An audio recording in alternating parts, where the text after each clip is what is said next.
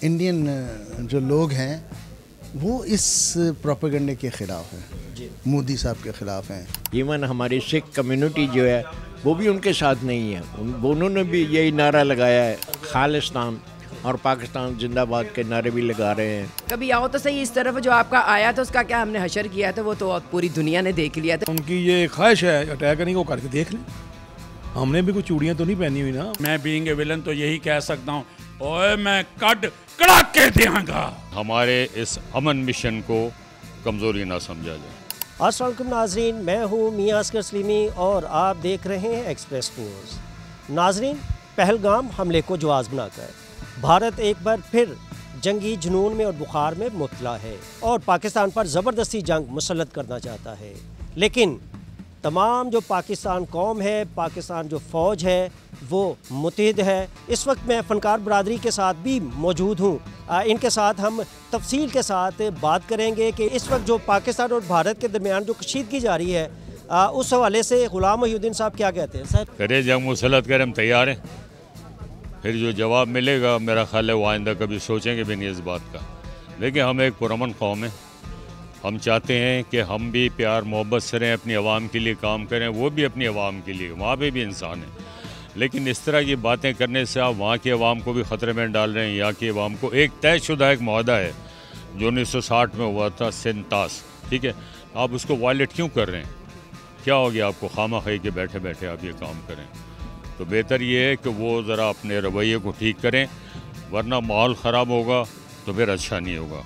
हम अमन से रहना चाहते हैं, लेकिन हमारे इस अमन मिशन को कमज़ोरी ना समझा जाए। नाज़रीन, अब हम बात करते हैं पाकिस्तान फ़िल्म प्रोड्यूसर एसोसिएशन के चेयरमैन शहजाद रफ़ीक साहब। देखिए जी, सूरत हाल जो है वो पूरी कौम जो है मुत्तहिद है।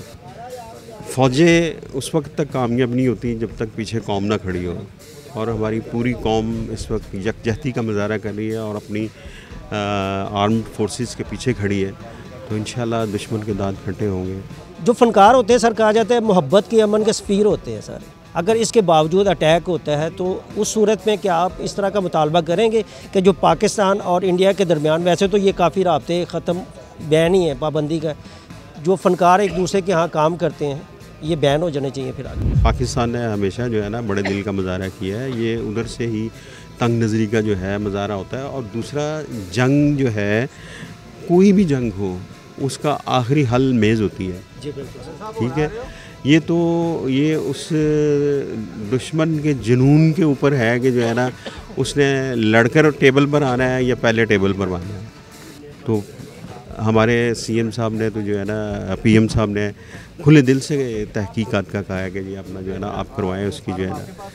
तो पाकिस्तान तो हर ऑप्शन पे जो है ना वो काम कर रहा है, हर उस पे जो है ना अपने डिप्लोमेटिक जो है उनके ऊपर भी वो काम कर रहा है और दुश्मन की आंख में आंख भी डाल रहे हैं। तो हम किसी भी हवाले से जो है ना वो पीछे नहीं है। अगर उसको ये शौक चढ़ा हुआ है ना, वो मोदी सरकार को, मैं बाकी किसी की बात नहीं कर रहा, ये मोदी सरकार को चढ़ा हुआ शौक, उसका शौक जो है ना वो पूरा करने के लिए हम खुद खड़े हुए हैं। यहाँ पर हम अपनी फ़ौज के साथ खड़े हुए हैं, हम अपने मुल्क के लिए लड़ेंगे और जहाँ ज़रूरत पड़ेगी अपना खून बहाना पड़ा भी तो बहाएंगे। नाज़रीन, सैयद नूर पाकिस्तान फिल्म इंडस्ट्री का बड़ा नाम हमारे साथ मौजूद हैं और आइए इनके साथ जो इस वक्त पाकिस्तान और भारत के बॉर्डर्स पर जो इस वक्त कशीदगी जारी है तो इस हवाले से बात करते हैं। वो क्या कहते हैं? अस्सलाम वालेकुम सर, कैसे हैं आप? मैं तो देख रहा हूँ कि इंडियन जो लोग हैं वो इस प्रोपेगेंडे के ख़िलाफ़ हैं, मोदी साहब के ख़िलाफ़ हैं। जो हो रहा है, जो प्रोपेगेंडा हो रहा है उसके ख़िलाफ़ हैं।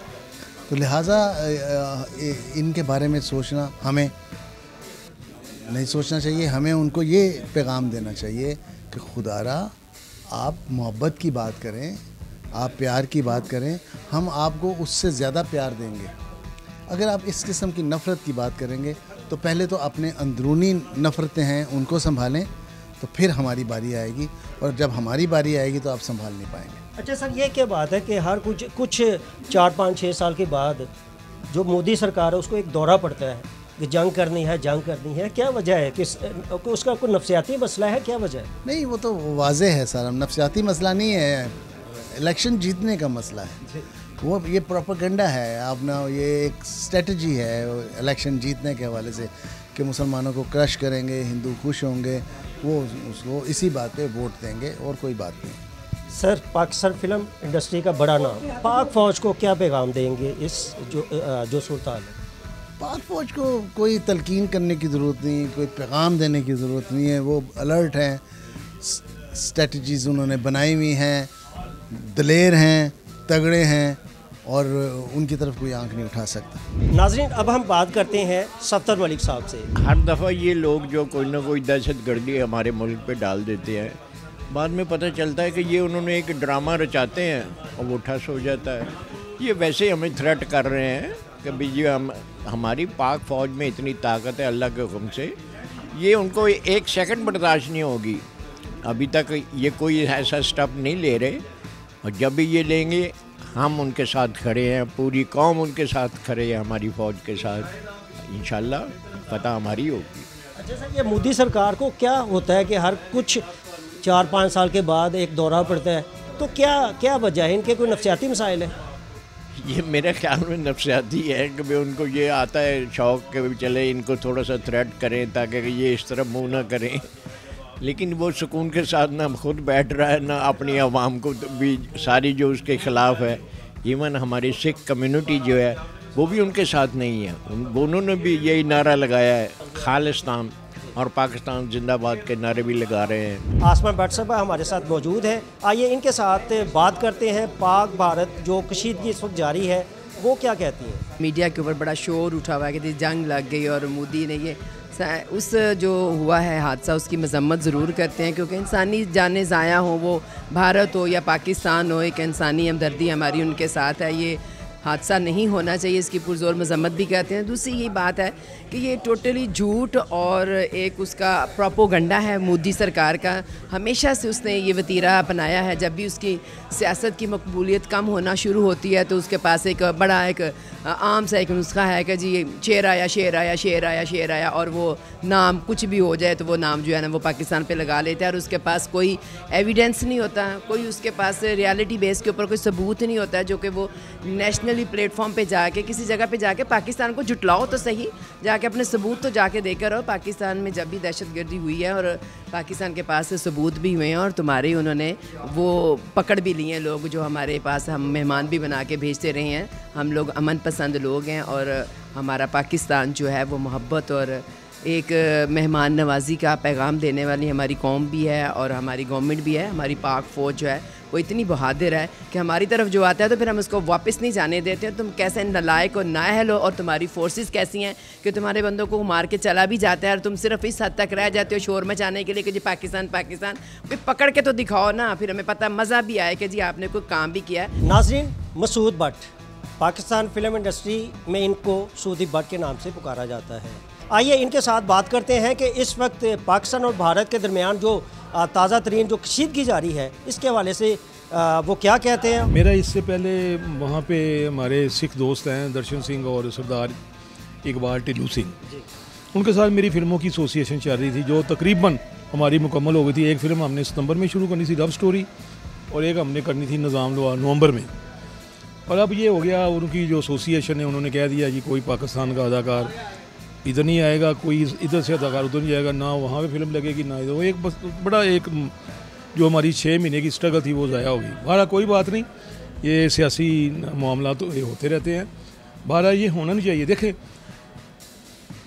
ये कोयटे का वाक़या हो गया ट्रेन का, ये क्या नाम है इसका पहलगाम का हो गया, वो हम पे डाल रहे हैं हम उन पे डाल रहे हैं, किसी ने तो किया है। तो अगर हुआ है तो उसका सद्जवाब होना चाहिए। जो मुल्ज़म हैं जो मुजरम हैं उनको सज़ा मिलनी चाहिए, चाहे वो उस पार के हों चाहे वो इस पार के हों। और ये अच्छी नहीं है, दुनिया इस वक्त सुकून अमन चाह रही है और हमारी फ़ौजें आमने सामने खड़ी हो गई हैं। दोनों न्यूक्लियर पावर हैं, इससे नुकसान होगा, पब्लिक का नुकसान होगा, आवाम का नुकसान, लेकिन जो हम नहीं चाहते। हम चाहते हैं कि अमन से रहें, आप भी रहें, हमें भी जीने का मौका दें। ये ना करेंगे, उनका मीडिया बड़ा नेगेटिव बातें फैला रहा है इंडिया का, उनको ऐसा नहीं करना चाहिए। उनको भी रियलाइज़ करना चाहिए कि यार दुनिया कहाँ खड़ी है और हम कहाँ गोला बारूद और ये जो तोपें वगैरह चलाएंगे एक दूसरे पे, इंसानियत का कत्ल करेंगे। ये नहीं होना चाहिए। मैं कतई इसके हक में नहीं हूँ। लेकिन सर मोदी सरकार तो तुली हुई है कि अटैक करना है करेगी, या सिर्फ वैसे ये डरा रही है?